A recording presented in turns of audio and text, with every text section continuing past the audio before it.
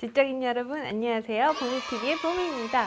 5월은 날씨도 좋고 공기도 좋고 밖에 꽃도 활짝 피고 녹색 나물들도 가득해서 나들이 가기 너무 좋은 날씨인데요. 반면에 여러모로 주식시장 증시의 이슈도 많고 소문도 많은 시점이 아닌가 싶습니다. 매년 5월에는 Sell in May, Go Away라는 증시 격언이 있기도 합니다. Sell in May, go away. 5월에 팔고 떠나라는 뜻인데요. 월가의 격언으로 5월에 주식을 팔고 주식시장을 떠났다가 11월에 다시 투자하는 말로 알려져 있습니다. 11월부터 4월까지는 연말 소비에 대한 기대감, 그리고 성과급 지급에 따른 개인 투자자들의 확대, 배당금 수령 등의 요인으로 주가가 강세를 보이는 편이고요. 또 5월은 날씨도 따뜻해지고 여름 휴가를 슬슬 준비하고 떠나는 사람들도 많아져서 자연히 관심이 증시보다는 외부에 쏠리게 되는 경향이 있다고 보게 됩니다. 이래서 주식 거래량이 줄게 되고 주식 이익을 얻기가 힘들기 때문이라는 해석이 있는데요. 실제로 다우존스 지수를 보면 1950년대부터 2013년까지 5월에서 10월까지의 기간이 상대적으로 낮은 수익률 패턴을 보였습니다. 반면에 2013년부터는 크게 차이가 없어졌다고 합니다.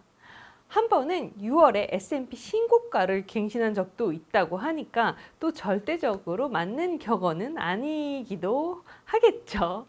5월에 팔아라처럼 해마다 반복되는 특정한 기간에 증시가 오르거나 상승하는 이런 반복되는 패턴을 두고 캘린더 효과라고 부르는데요.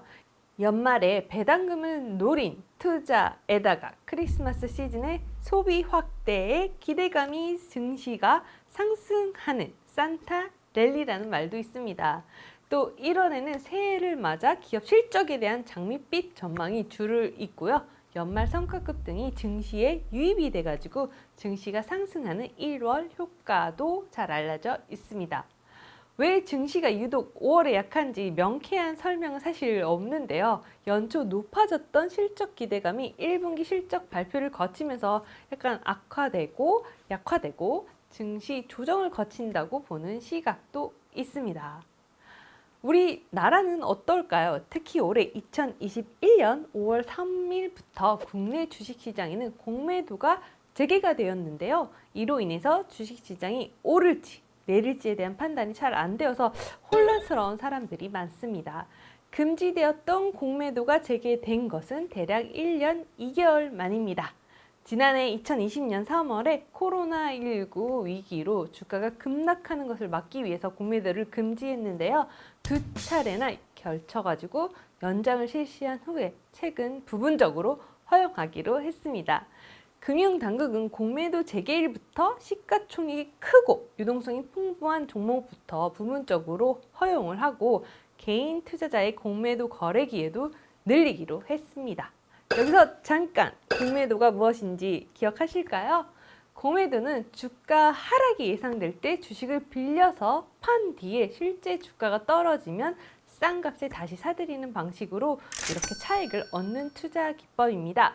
조금 더 쉽게 말하면 주식을 빌려서 먼저 팔고 나중에 사서 되갚는 투자 기법을 말하는데요.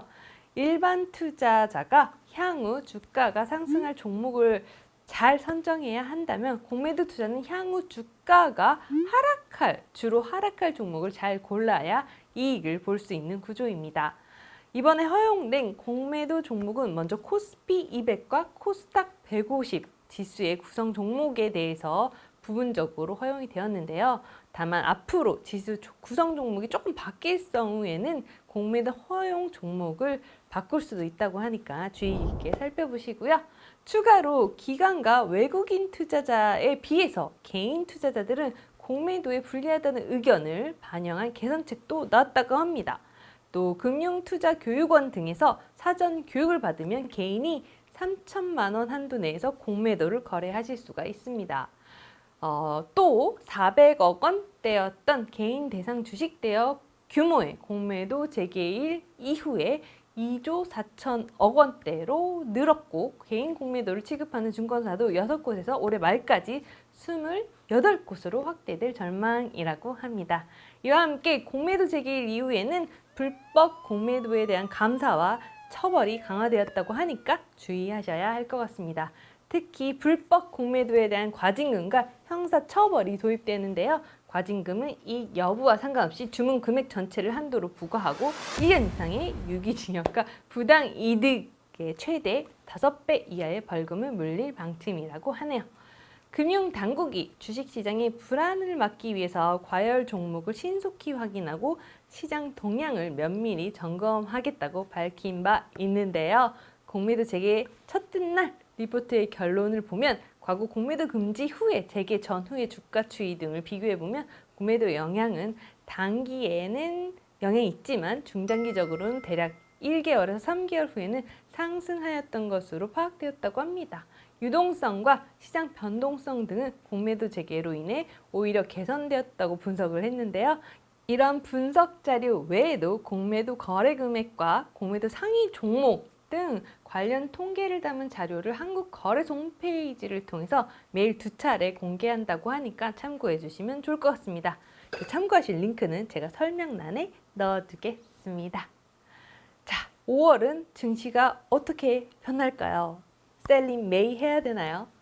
자, 그렇다면 올해의 5월은 어떻게 흘러갈까요? 5월 증시의 변수로는 미중 갈등, 국내 증시의 공매도 재개 등이 꼽히고 있는데요. 바이든 미국 행정부는 코로나19 대응, 경기 부양책 등에서 속도를 내고 있지만 대중국 제재 문제에서는 별다른 성과가 없다고 보는 시선들이 있습니다. 다음 달 6월 초로 예정된 G7 정상회의에서 중국 인권 문제를 다룬다면 한미 정상회담이 예정된 이달 말부터 중국에 대한 언급이 지속적으로 나올 것으로 전망하고 있다고 합니다. 한 증권업계에서는요. 과거 사례 중에서 금지 기간이 길었던 2009년은 코스피에 충격이 없었지만 금지 기간이 짧았던 2011년도에는 공매도 거래가 급증하면서 대략 마이너스 5%의 충격이 있었다고 설명한 바 있는데요. 시장 충격은 달랐지만 공매도 재개 후에 공매도가 활발했던 업종이 단기 하락하는 현상과 중장기로는 공매도 재개의 영향이 희석된다는 점도 같은 맥락이라고 말하기도 했습니다. 자, 더불어 5월은 공모주 청약도 활발합니다. 사실 5월뿐만 아니라 2021년 올해는 국내 해외 말할 것 없이 많은 기업들이 IPO를 준비하고 실행하고 있습니다. 제가 지난번에 쿠팡 상장에 대한 영상도 간략히 만들어 두었는데요. 궁금하신 분들이 있다면 위 영상도 한번 체크해 주시고요. 다음에는 이렇게 핫한 신규 상장 기업들, 그간 스타트업이나 중소기업에서 장외에서 거래되었던 주식들 중에서 어떠한 기업들이 기업 공개에 나서고 어떻게 하면 이런 IPO 공모주에 투자할 수 있는지에 대해서 간략히 알아보겠습니다. 다음 영상이 기대되신다면요. 구독과 좋아요, 알림 설정 잊지 마시고요. 오늘도 지적이고 행복한 하루 보내세요. 적어도 5월 주말은 밖에서 좋은 날씨 누리시고요. 아프지 말고 건강하셨고 가족과 함께 행복한 가정의 달을 보내셨으면 좋겠습니다. 다음에 더 유용한 컨텐츠로 찾아뵙겠습니다. 감사합니다. 안녕.